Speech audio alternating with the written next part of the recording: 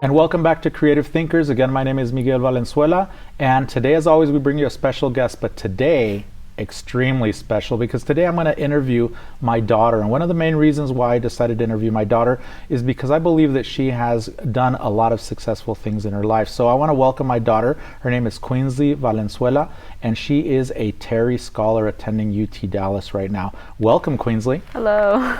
Hi, my baby. Excited to be here. Yeah, I'm glad you're excited. I'm very, very excited that you are here today with us. So one of the main reasons why I asked you to be here to be interviewed was because I wanted to talk to you about how important creativity has been in the household, you as an individual growing up, because I personally believe that you have been become a very successful individual in what you've done. You're still very young, you're only 19 years old, but you have done a lot of things, and we'll talk about a few of the things that you've done. But first and foremost, I want to get a better understanding of how growing up with in a creative household has helped you. Can you tell us a few things about what you remember as a child and how those things have allowed you to do the things that you've done up to this point? Well, I mean, I just love the fact that we've been able to be so creative growing up. And I mean, you've given us so many different outlets to be creative. I love to draw. I love to make little things, little drawings, even if they don't look insanely good. But that's just one of the outlets that we've been given. I mean, in school, I've done so many different things. I've always tried to take creative classes. I did orchestra. I did art in 5th grade. I did art in middle school. I took art in high school. Everything I do, I make sure it's creative, and I think you might want to talk about this later, but I did DECA for the last 2 years of high school, and although it's a business-oriented club, I was able to create a project, and I was able to design things for it, and I was able to look up and research for it, but I don't think I would have been able to have, I guess, the creativity for it if I hadn't been in such a creative environment in the first place. And one of the things that I've tried to do for you and my other daughter, Adorabella, is try to travel as much as we can. One of the things that I think is most important about traveling and getting out is the, I guess, freedom that it gives you to open your horizons, to allow you to see other things.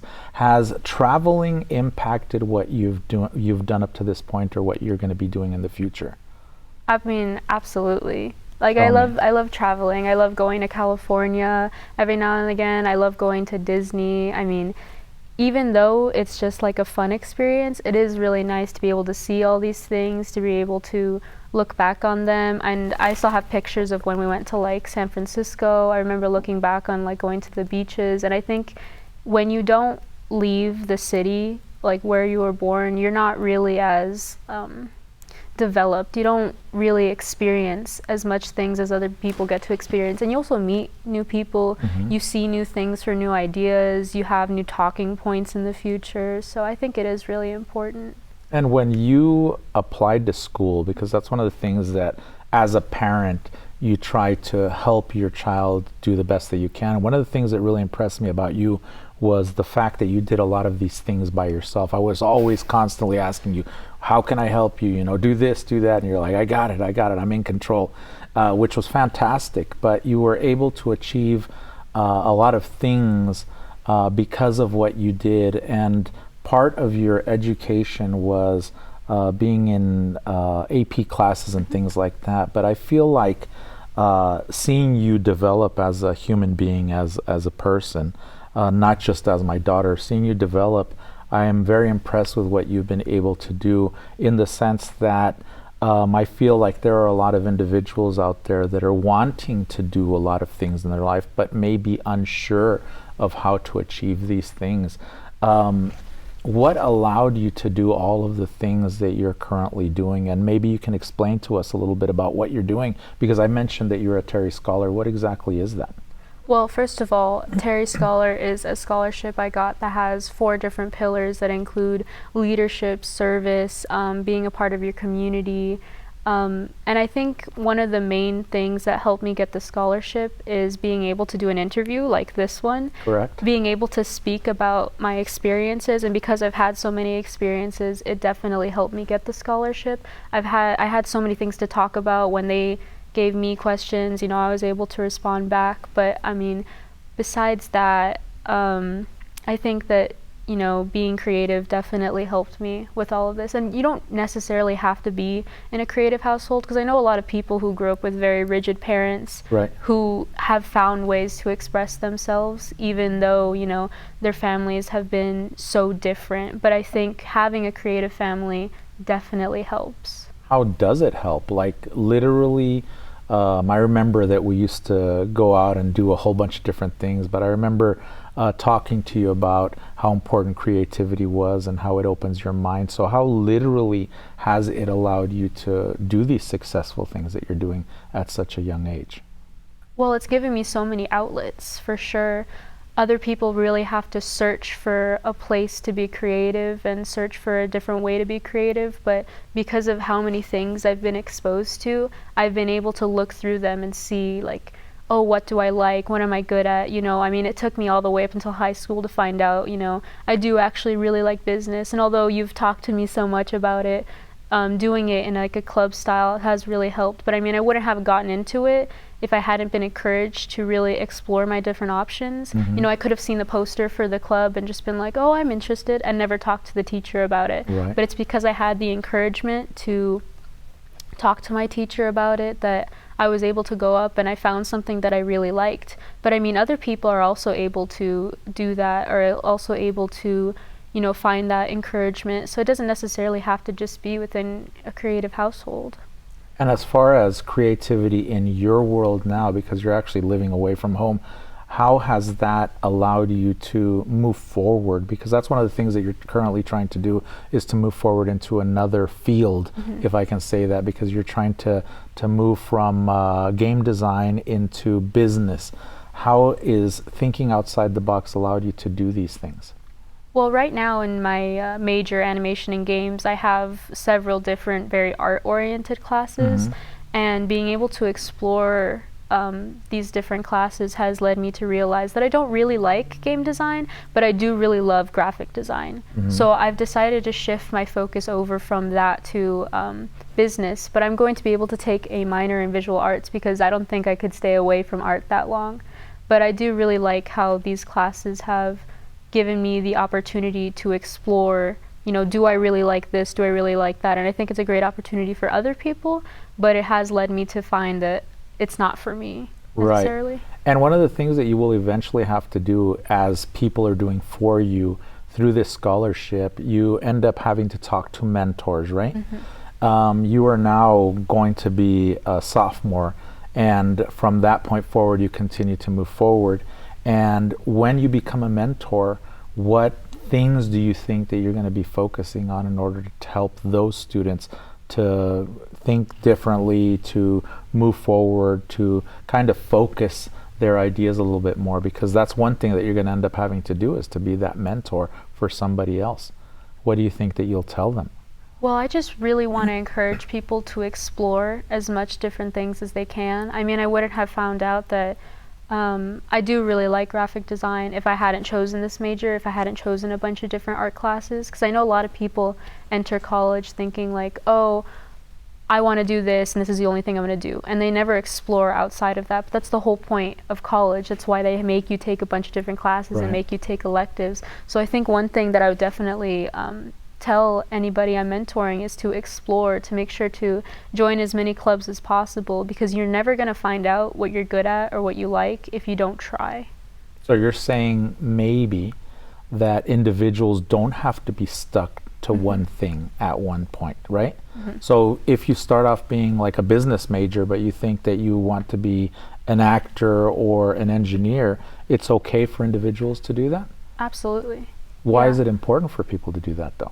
Because there's so many different things that you could never know that you were good at in the first place, that, you know, if you don't go out and explore, you would never find out. And maybe you really enjoy doing that. Now, you could always stick to what you originally did, but if you don't explore the world, if you don't find out, if you don't search for these other things, you're going to be stuck to that one thing for the rest of your life. And maybe you really enjoy it, but is that really all you want to do? Yeah, that's true. And maybe it's all about continuing with something different, and you never know what that thing might be. One of the things that's been a huge part of your life, because I've watched you grow up, is education. Why do you think education is so important? Because we are at EPCC, a facility that, we are an education, a place where people get educated. How important is education for you? Well, I think education is extremely important. Like, I've always taken my education incredibly seriously throughout school. I've always self-regulated myself, I guess. I never really needed you to tell me to do my assignments on time, because I've always known that it's going to be really important to me in the future. I took AP classes in high school. I made sure I did as much as I could, because I just know that it broadens your horizons. It makes sure that you're more intellectual. It gives you more things to think about. It tells you about things that you would have never thought before, especially in classes like AP or even dual credit. They're just very important to make sure you broaden your horizons, and even in college as well. But as far as broadening your horizons, I think that one of the things that allowed you to think this way, at least this is my belief by watching you grow up, is that by allowing you to think differently and more open about things throughout your whole life, it helped you do those things. And one of the things that you commented was that one doesn't have to grow up in a household that is very, very open-minded, but I think that it does absolutely help. And one of the things that's important is for individuals to try to allow themselves the freedom, because I believe it's more about freedom, to think differently or think outside the box, or at least allow themselves to think differently. And one of the examples that I can give is that my students, when they come into my class, they've never taken an art class. They've never thought that it was important. Maybe they took art as an elective in high school or in middle school, but then they end up showing up to college, and one of the requirements is for them to actually take a class like art appreciation. One of the biggest questions is, why in the world do I even have to be in an art appreciation class? And I feel like it is because they've never been allowed to understand the importance of it. Now that you're getting older, how important is art and creativity for you? And I'm not just talking about, oh, I need to go to Paris, France and see the Mona Lisa. I'm talking about just kind of allowing yourself to understand that art exists everywhere around us. How important is that for you, and how does it influence what you're doing? Well, I think art is incredibly important, especially since people don't know that art is everywhere. I think one of the main examples that we always talk about are the sculptures on the highway, that a lot of people don't recognize that that is art. Some people think that it's kind of pointless, but I mean, every single time you drive by that highway, they're a different color or they're spinning in a different way, but you always notice them. And we're talking about those spinny things on Airway, right? And they're all over too now, especially near downtown. The arches, they change different colors. You're like, oh, they're like 4th of July themed, and you would have never thought about that if they weren't there. It would have just been another plain highway. Right. But because they're there, that gives you something else to think about. Now you're thinking about, oh, what am I going to do for 4th of July? What am I going to do for Christmas? How am I going to spend time with my family? Oh, these sculptures are huge. You think about so many different things because of art in your life. So if you're not exposed to them, you're not able to think about different things. I mean, even just walking down the hallway, seeing all the different high school students' art, you look at all of them and you're thinking about a bunch of different things, because if you're just sitting in a blank room, what are you going to think about? There's nothing to spark your imagination or even just your thoughts. And that's a beautiful thing to say, because I think imagination is one of the most important things that one has, at least available to yourself. How has this kind of imaginative way of thinking helped you or propelled you to do the things that you do? Because I think it's all about our audience understanding that they have these avenues for them to do, to use. So how has this imagination allowed you to, or helped you in any way? Well, it definitely helps in terms of like quick thinking, in terms of coming up with new solutions. One example I would say is, of course, during like an interview, you get asked a question and you have to think on the spot, what am I going to think about? So you think back to your past experiences, and if your past experiences are all boring, you have no talking points. So obviously if you have, imagination, if you have all these different types of things to think about, then it really helps. But I think another example would be in my DECA projects, able to use my imagination to come up with a completely new product that nobody's thought about before, and then having to pitch it in a 10-minute presentation does take a lot of imagination in every single step of the way. So I think if I wasn't able to think outside of the box with these things, then I wouldn't have ideas for those projects. And ideas, I think, are very, very important. And those ideas then evolve into something completely different. Can you give us an example of something that you've done aside from the DECA at some point that started off with inspiration from someplace, and then that inspiration then continued on to whatever you did? And it could be anything from school project to just something that you did, because I know that you do artwork. So give us an example of that, because I think that our viewers will really appreciate understanding that. I think one example would be little pieces of art that I make. There's a music video, somebody that I used to know, and the backgrounds all have triangles. And ever since I saw it, I've loved making art with triangles. And I didn't even make them on paintings or anything. I make them with tiny little 3x5 index cards and markers, or like tape. So they're not even really like, you have to have a bunch of things, you have to have a ton of creative abilities in order to do this. It's just something I do because it makes me happy. But had I never seen that inspiration, I don't think I ever would have made those. And I've even branched out, I just make little drawings on index cards now, but I love to make them.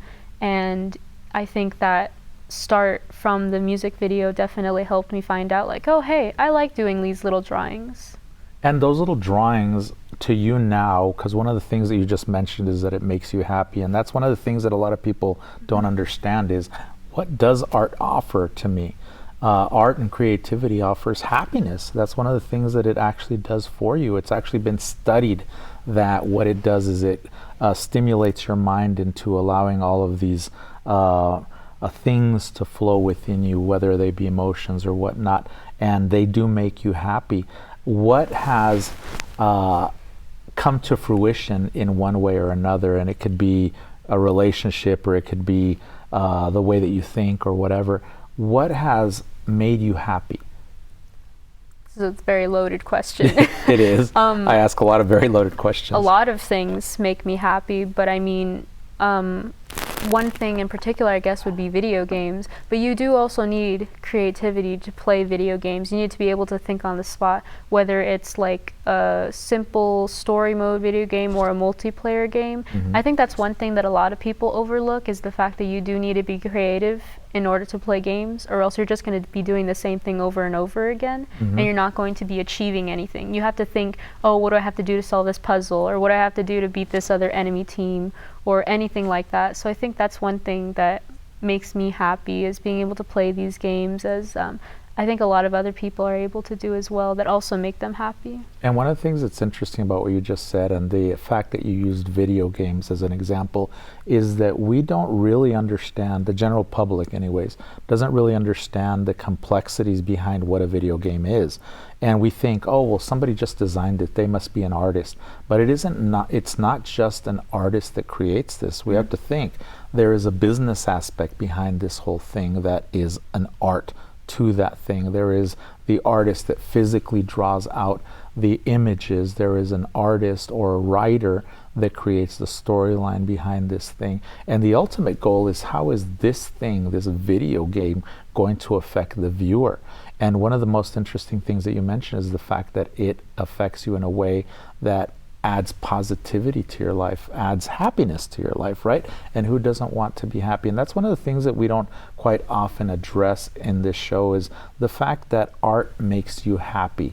Does it always make you happy? Am I going to see every work of art all the time and make me happy? It's never going to happen that way. But in general, what it does, it stimulates you. So having said that, what do you think the next steps in your life are going to be? Because it's very important for you to understand, I grew up this way, I had these influences, now I'm in college, so where is it going? Well, I hope to graduate college. I hope to get into the business program at my university, and overall I just want to figure out what I want to do with my business degree and what I want to do with my possible minor in visual arts as well. I want to see how can I combine my found love for graphic design with my love for business as well. There's a lot of opportunities there, but I think after college, one thing for sure is figuring out what is going to make me the happiest by combining my love for art and my love for business all into one. And students, because that's what our kind of viewing audience is, and we hope there's a lot of other people watching, but a lot of them are students. Students find it very difficult to I guess, make up their mind in what they want to do.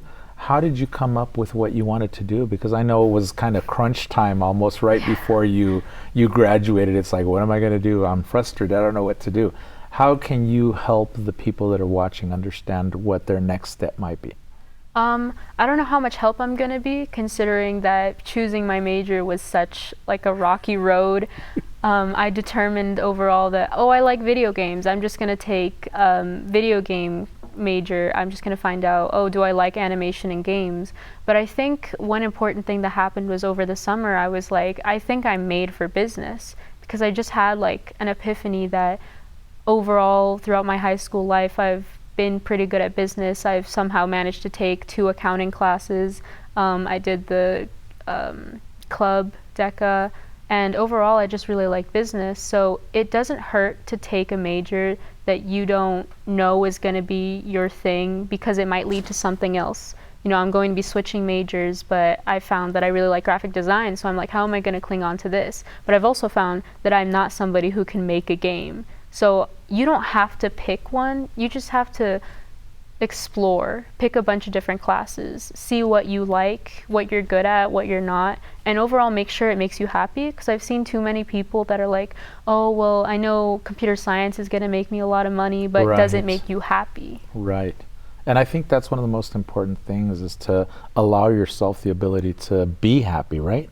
So I want to go back a little bit, because I want to get a little bit more insight to the viewers about your upbringing, right?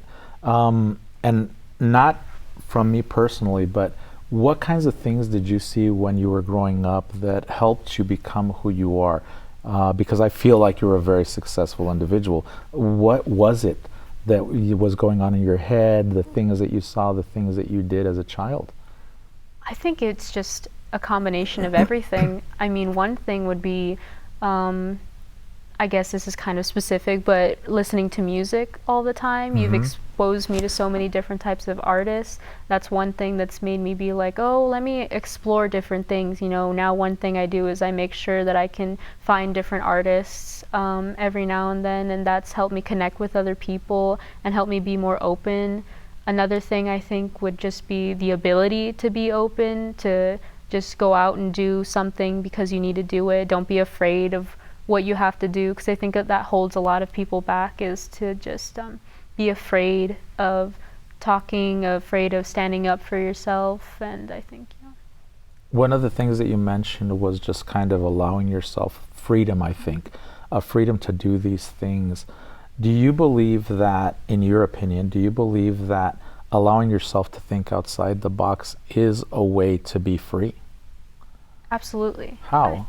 Well, I mean, being able to think outside of the box definitely, thinking inside the box restricts you. You know, you're given a set of rules, which is the box, and you can't go beyond that. Mm-hmm. But being able to think outside of the box gives you so much freedom, in that you think in an abstract way. So instead of, you know, attacking a problem head on, you think, oh, well, what else can I do? And this applies in everyday life, you know, even as simple as like traffic. Like, am I going to sit here in traffic, or am I going to take this other road, you know, that maybe not a lot of people know exists, so it's going to save me 5 minutes. But if you weren't able to think outside of the box, you never would have been able to do that. So it helps overall in like everyday things. So it helps you from being stuck. Absolutely. Have you found yourself in a situation where you felt stuck at some point? I mean, you're still young, only 19 years old. Felt stuck, and the way that you thought allowed you to get out of that, and can you explain? I guess one thing would be just before my ability to not really be myself, be very open around other people. You know, at some point you kind of have to think to yourself, why care what other people think? Mm-hmm. And I'll do it, although I do still care about what other people think, not really thinking about that as much has really opened me up. You know, I can just do things whenever I want now. I don't think about what other people think about me. I just do because I need to do. And doing, I think, propels you forward every single time. At least that's what I believe. And one of the things that's most interesting about you is all of the things that I feel that you've been able to do. And how can the individuals that are watching us help themselves to do some of the things that you've done? Like, how can they be more successful? Do you have any type of advice that you can give the viewing audience? Because you are fresh to college. You just moved away 3 months ago.